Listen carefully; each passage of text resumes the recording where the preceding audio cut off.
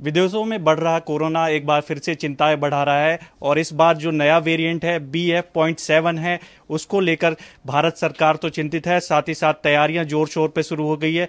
नई वैक्सीन को केंद्र सरकार की तरफ से मंजूरी मिली है।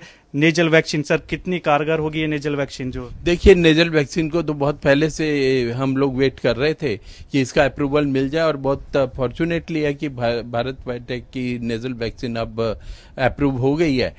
नेजल वैक्सीन का है कि हमारे जो एंट्री पॉइंट्स हैं कोविड के, वो जिसके अंदर हमारे जो रिसेप्टर्स होते हैं वो हमारे नोज में सबसे ज्यादा एंट्री है, हमारे माउथ में, इसीलिए हम मास्क लगाते हैं, और आईज के अंदर यहां से ही एंट्री होती है। पर अगर हम नोज के अंदर इसको यूज करते हैं और वैक्सीन कारगर सिद्ध होती है तो ये उसको रोक देगी कोई भी इफेक्ट गले में या लंग्स में या शरीर के और ऑर्गन्स में होने से पहले ही ये उसका उसको प्रिवेंट कर देगी। एक डाटा के अनुसार देखें तो लोगों ने वैक्सीन तो ली लेकिन बूस्टर डोज जो है उसको अवॉइड कर रहे हैं, तो कहीं ना कहीं ये लोगों के लिए क्या एक अच्छा साबित हो सकता है कि नोजल जो वैक्सीन है वो इजी है और लोगों को एक घबराहट नहीं होगी? कुछ देखिए, कंप्लायंस के लिए तो बहुत अच्छी है।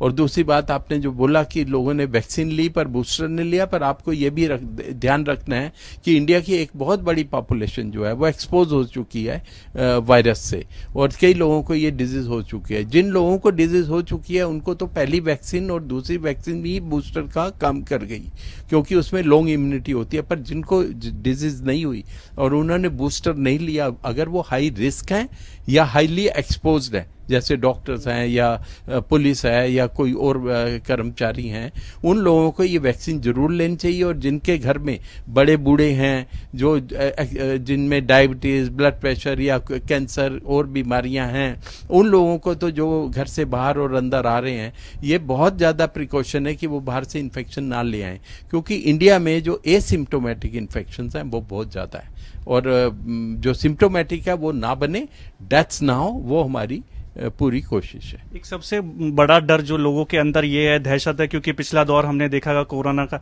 काफी गंभीर रहा, लोगों की जान भी गई।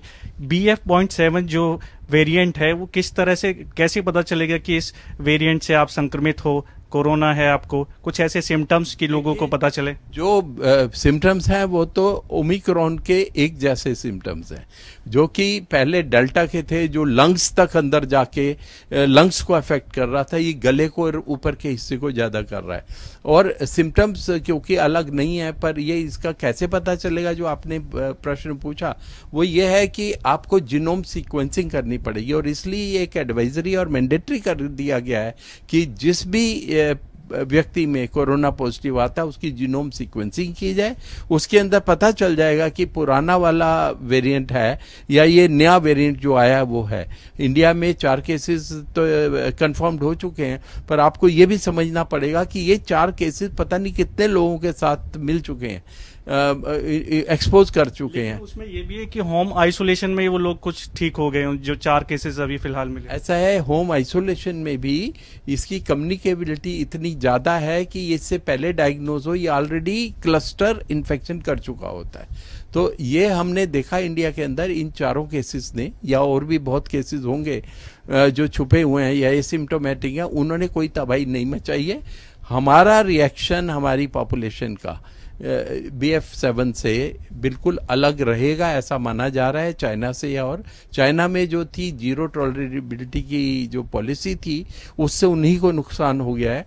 उन्होंने कोशिश की पहले कंटेन करने की कि लोगों को इन्फेक्शन ही ना होने दिया जाए, और भारत के अंदर यह है कि 90% से ऊपर की पॉपुलेशन जो एक्सपोज हो चुकी है ऑलरेडी, और जिनको बूस्टर और वैक्सीन मिल गई है, उनके अगर ये इन्फेक्शन हुआ भी या एसिम्प्टोमेटिक रहेगा या माइल्ड सिम्टम्स रहेंगे, और डेथ्स बहुत कम होंगी। और आप ये देखें कि जब पूरे विश्व में ये बढ़ रहा है इन्फेक्शन, भारत के अंदर ये रोज एक्टिव केसेस कम हो रहे हैं, और अब तो 3300 के आसपास हो गए हैं, और बहुत तेजी से कंट्रोल हो रहा है इसका। मुझे नहीं लगता, या जो ज़्यादातर फिजिशियंस हैं उनका ओपिनियन यही है कि ये कोई बड़ी तबाही मचाने के लिए नहीं आया। पर प्रिकॉशंस, जो मास्क है उसके ढिलाई दे दी अगर, और जो हमारी गैदरिंग्स हैं, रैलीज हैं, इन सब को कंट्रोल करना बहुत ज़रूरी है। अगर हम लापरवाह हुए जहाँ बोलते हैं सावधानी हटी और दुर्घटना घटी। तो ये थे आरएमएल हॉस्पिटल के डीन डॉक्टर सूद, जिनका कहना है कि लापरवाही बिल्कुल नहीं बरतनी है। अगर आपको इस संक्रमण से बचना है तो बेहद जरूरी है कि आप प्रिकॉशन डोज भी लें और जो मास्क है वो जरूर पहने। कैमरामैन मनोज कोहली के साथ देवेश कुमार, टोटल न्यूज, दिल्ली।